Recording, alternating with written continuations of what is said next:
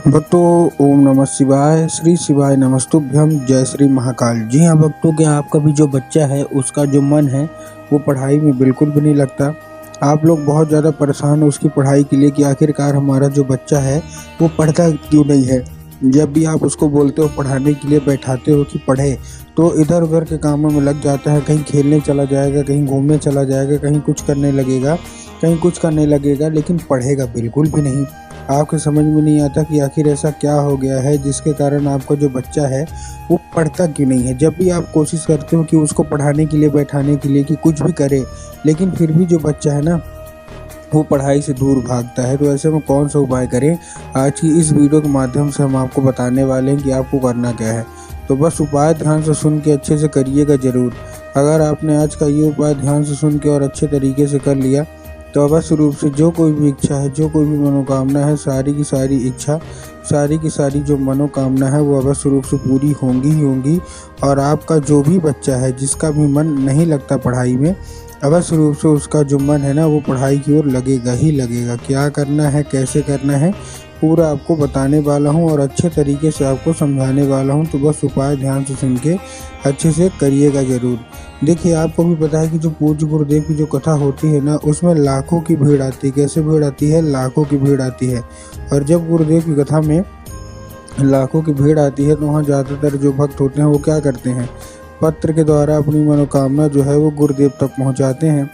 तो अभी गुरुदेव की कथा चल रही थी, आज से 4 से 5 महीना पहले की बात है। गुरुदेव की कथा चल रही थी और गुरुदेव की कथा में लाखों की भीड़ आई। अब जब गुरुदेव की कथा में लाखों की भीड़ आई तो वहाँ ज़्यादातर जो भक्त थे ना, उन्होंने क्या किया, पत्र के द्वारा अपनी मनोकामना जो है वो गुरुदेव तक पहुँचाई। अब जब गुरुदेव के पास पत्र पहुँचा और गुरुदेव ने पत्र पढ़ा तो वहाँ गुरुदेव ने देखा कि ज़्यादातर जो भक्त हैं उनकी क्या है, केवल और केवल एक ही मनोकामना है। क्या मनोकामना है कि गुरुदेव, हमारा जो बच्चा है उसका जो मन है वो पढ़ाई में बिल्कुल भी नहीं लगता। हम बहुत ज़्यादा परेशान हैं उसकी पढ़ाई को लेके कि हमारा जो बच्चा है आखिरकार पढ़ता क्यों नहीं है।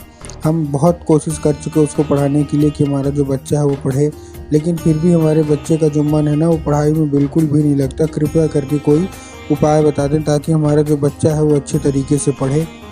अब हमने उसके पीछे क्या कुछ नहीं किया, बहुत अच्छी उसको स्कूल में डाल के रखा है, बहुत अच्छा कोचिंग ट्यूशन दे रहे हैं, हर एक तरह की सुख सुविधा दे रहे हैं, लेकिन फिर भी हमारा बच्चा नहीं पढ़ता। कृपया करके कोई उपाय बता दें।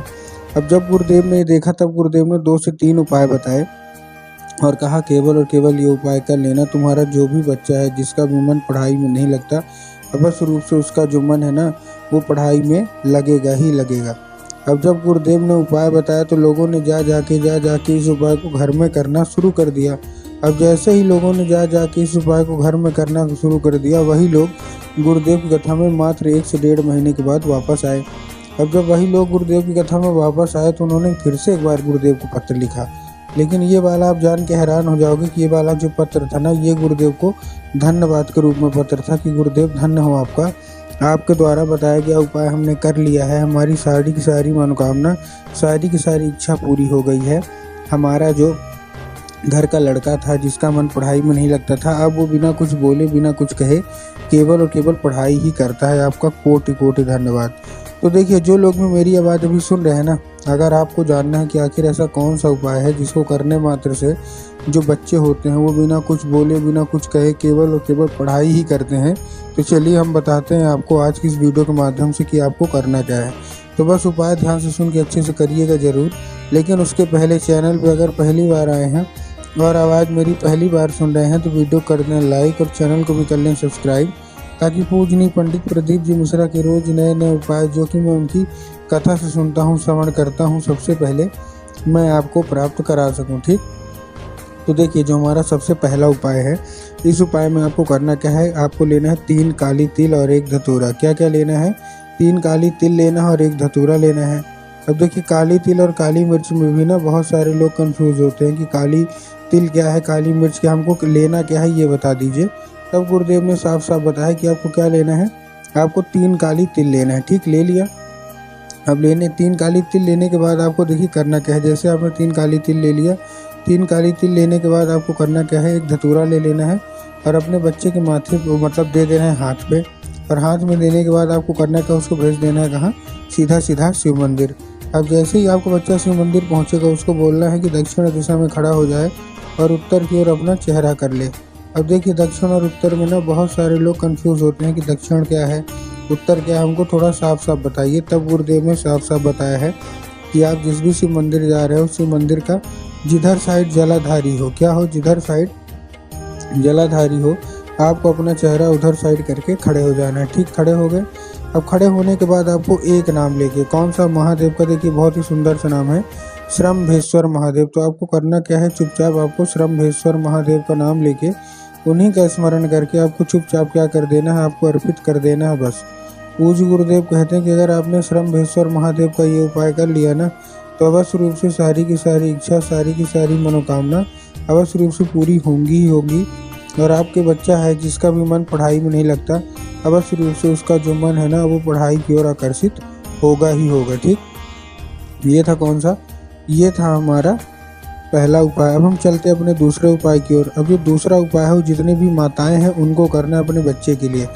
इस उपाय में आपको चाहिए क्या, इस उपाय में आपको सिंपल सा एक काम करना है। क्या, इस उपाय में आपको लेना है एक लाल फूल।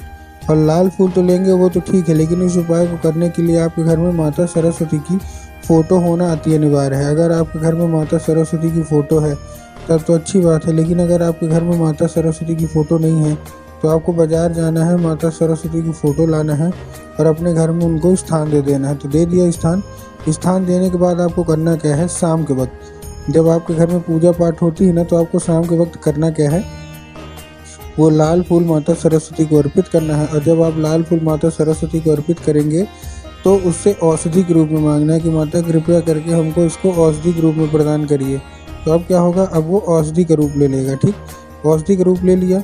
बस आपको करना क्या है, उसी रात, क्या करना है, उसी रात जब आपका बच्चा अच्छे तरीके से खाना पीना खा के सो जाए तो आपको लाल फूल उठाना है और अपने बच्चे के माथे पे 2 से 3 बार उसको फेर देना है। पूज्य गुरुदेव कहते हैं कि उस फूल के जरिए क्या होगा, उस फूल के जरिए स्वयं जो माता सरस्वती है ना वो उसके दिमाग में प्रवेश कर जाएंगे और उसका जितना भी दिमाग है मतलब इधर उधर के कामों में लगता है वहाँ से न लग के उसका जो केवल और केवल जो दिमाग है ना वो पढ़ाई की ओर ही लगेगा। ठीक, ये था हमारा कौन सा, ये था हमारा दूसरा उपाय। एक तीसरा उपाय और है छोटा सा, जिसमें आपको एक पान का पत्ता लेना और पान के पत्ते के ऊपर आपको शहद का लेपन कर देना। तो जैसे आप पान के पत्ते के ऊपर शहद का लेपन करेंगे और अपने बच्चे के हाथ में जाके माता शोक सुंदरी की जगह पे आपको अर्पित करवा देना है।